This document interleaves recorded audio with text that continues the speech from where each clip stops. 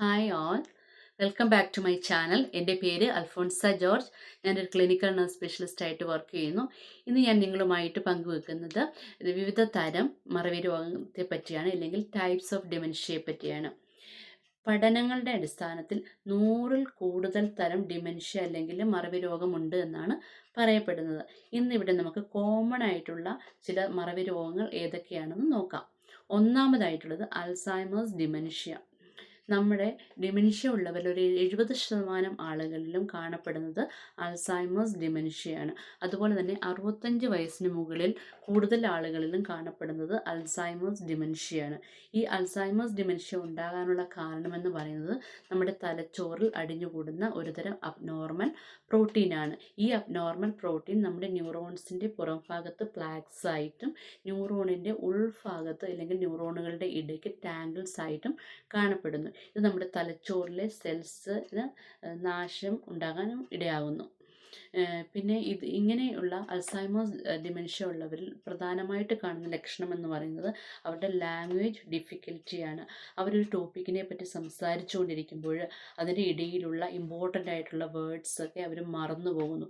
അതൊക്കെ അവർ കണ്ടുപിടിക്കാനായിട്ട് ഒരു ഡിഫിക്കൽറ്റി കാണിക്കുന്നു. അങ്ങനെ അവർക്കൊരു കോൺവെർസേഷൻ പൂർത്തിയാക്കാനോ ഇല്ലെങ്കിൽ അത് തുടർന്നു കൊണ്ടുപോകാനോ സാധിക്കാതെ വരുന്നു. പിന്നെയുള്ള അവരിൽ കാണുന്ന ഒരു ലക്ഷണമാണ് അവർ പുതുതായിട്ട് കാണുന്ന കാര്യങ്ങളോ കേൾക്കുന്ന കാര്യങ്ങളോ ഒന്നും ബ്രെയിനിൽ സേവ് ചെയ്ത് വെക്കാൻ പറ്റാതെ ഇരിക്കുന്നു. അവർക്ക് പുതുതായിട്ടുള്ള ഒരു സ്കിൽസും പഠിക്കാൻ പറ്റാതെ വരുന്നു. പിന്നെ രണ്ടാമതായിട്ടുള്ള ടൈപ്പ് ഓഫ് ഡിമെൻഷ്യയാണ് വാസ്കുലാർ ഡിമെൻഷ്യ. ഈ വാസ്കുലാർ ഡിമെൻഷ്യ ഉണ്ടാകുന്നതിനുള്ള കാരണമെന്ന് പറയുന്നത് നമ്മുടെ തലച്ചോറിലേക്കുള്ള ബ്ലഡ് ഫ്ലോ കുറയുന്നത് മൂലം നമ്മുടെ ബ്രെയിൻ സെൽസിന് ഡാമേജ് ഉണ്ടാകുന്നു. ഇതുമൂലമാണ് വാസ്കുലാർ ഡിമെൻഷ്യ ഉണ്ടാകുന്നത്. നമുക്കറിയാം, സ്ട്രോക്ക് പോലെയുള്ള അസുഖങ്ങളിൽ നമുക്ക് ഇങ്ങനെയൊരു അവസ്ഥയാണ് ഉണ്ടാകുന്നത്. നമ്മുടെ ബ്ലഡ് ഫ്ലോ കുറയുകയും നമ്മുടെ ബ്രെയിൻ സെൽസിന് ഡാമേജ് ഉണ്ടാകുകയും ചെയ്യുന്നു. അപ്പോഴും മൈനർ സ്ട്രോക്സ്, മേജർ സ്ട്രോക്സ് ഇവയെല്ലാം നമ്മുടെ ഡിമെൻഷ്യ ഉണ്ടാകാനുള്ള ഒരു കാരണമായി തീരുന്നു. നമുക്കറിയാം, നമ്മുടെ diabetic, cholesterol, high blood pressure ഇവയെല്ലാം നമ്മുടെ ബ്ലഡ് വെസൽസിനെ നാരോ ആക്കുകയും അല്ലെങ്കിൽ ബ്ലോക്ക് ഉണ്ടാക്കുകയും ചെയ്യുകയും അങ്ങനെ ബ്ലഡ് ഫ്ലോ കുറയുകയും ചെയ്യുന്നു. അപ്പോഴും നമ്മുടെ ഡയബറ്റിക്, പിന്നെ നമ്മുടെ കൊളസ്ട്രോള്, ഹൈ ബ്ലഡ് പ്രഷർ ഇതൊക്കെ ശരിയായ രീതിയിൽ മാനേജ് ചെയ്ത് കൊണ്ടുപോയില്ലെങ്കിൽ ഇതൊക്കെ ഡിമെൻഷ്യ ഉണ്ടാകാനുള്ള ഒരു റിസ്ക് ഫാക്ടേഴ്സായി മാറുന്നു. അതുപോലെ തന്നെ വാസ്കുലാർ ഡിമെൻഷ്യ ഉള്ളവരിൽ കാണുന്ന പ്രധാനപ്പെട്ട ലക്ഷണങ്ങളിൽ ഒന്നാണ് അവർക്ക് പ്ലാൻ ചെയ്യാനും ഓർഗനൈസ് ചെയ്യാനും ജഡ്ജ് ചെയ്യാനും ഒക്കെ ഉള്ള ഒരു കഴിവ് ഇല്ലാതായ അത് പോകുന്നു. അതുപോലെ തന്നെ സ്ട്രോക്കിൽ കാണുന്നത് പോലെ അവരുടെ ബോഡി പാർട്സിനൊക്കെ ഒരു വീക്ക്നെസ് ഉണ്ടാകുന്നു. കൈകൾക്കും കാലുകൾക്കും അല്ലെങ്കിൽ ഒരു സൈഡൊക്കെ പാരലൈസ്ഡ് ആയിട്ട് കാണപ്പെടുന്നു. പിന്നെ അതുപോലെ മൂന്നാമതായിട്ട് കാണുന്ന ഒരു ഡിമെൻഷ്യയാണ് ഡിമെൻഷ്യ വിത്ത് ലൂയി ബോഡി. നമ്മുടെ തലച്ചോറിൽ അബ്നോർമൽ പ്രോട്ടീൻ സ്ഫെറിക്കൽ ഷേപ്പിൽ അടിഞ്ഞുകൂടുന്നതിൻ്റെ ഭാഗമായിട്ടാണ് ഈ ഡിമെൻഷ്യ വിത്ത് ലൂയി ബോഡി ഉണ്ടാകുന്നത്.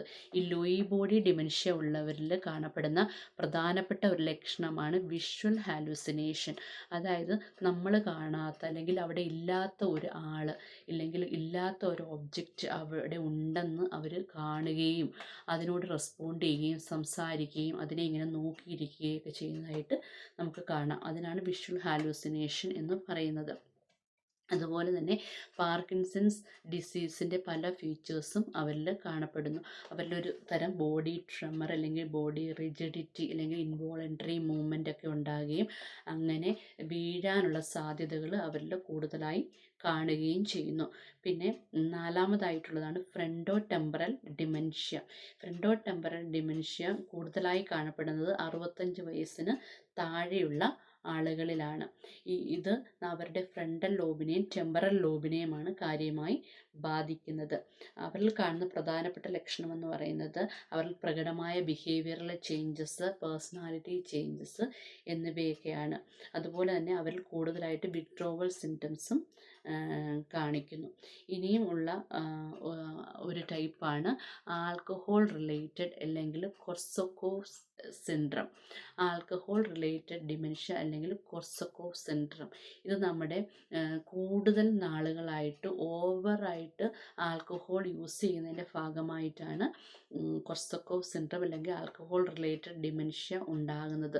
നമ്മൾ ആൽക്കഹോളിൻ്റെ യൂസ് കുറയ്ക്കുകയോ നിർത്തുകയോ ഒക്കെ ചെയ്യുന്നത് വഴി ഇതിൻ്റെ പ്രോഗ്രഷൻ നമുക്ക് നല്ല രീതിയിൽ കുറയ്ക്കാനും പ്രോഗ്രഷൻ നിർത്താനുമൊക്കെ സാധിക്കും.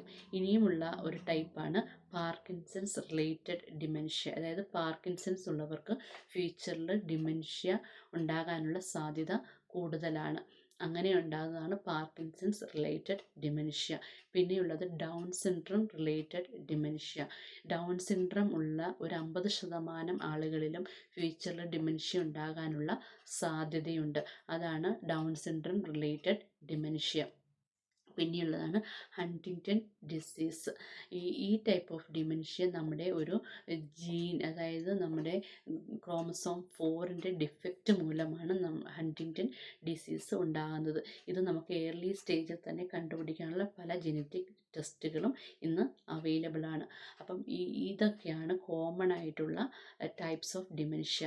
ഇതിൽ ഏറ്റവും കോമൺ ആയിട്ട് പറയപ്പെടുന്ന ഡിമെൻഷ്യകളാണ് Alzheimer's dementia, vascular dementia, dementia with Lewy body and frontotemporal dementia. ഇപ്പോൾ ഡിമെൻഷ്യയുടെ വിവിധ തരങ്ങളെക്കുറിച്ച് നിങ്ങൾക്ക് ഒരു ഐഡിയ കിട്ടിക്കാണുമെന്ന് കരുതുന്നു. ഇതിലെന്തെങ്കിലും സംശയമുണ്ടെങ്കിൽ നിങ്ങൾ കമൻറ്റ് ബോക്സിൽ എഴുതി ചോദിക്കേണ്ടതാണ്.